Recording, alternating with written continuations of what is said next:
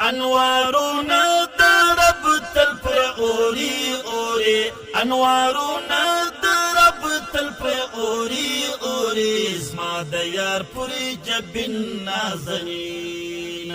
زما د یار پوری جبین نازنین زما د یار پوری جبین نازنین انوارونه درب تل پر اوري اوري انوارونه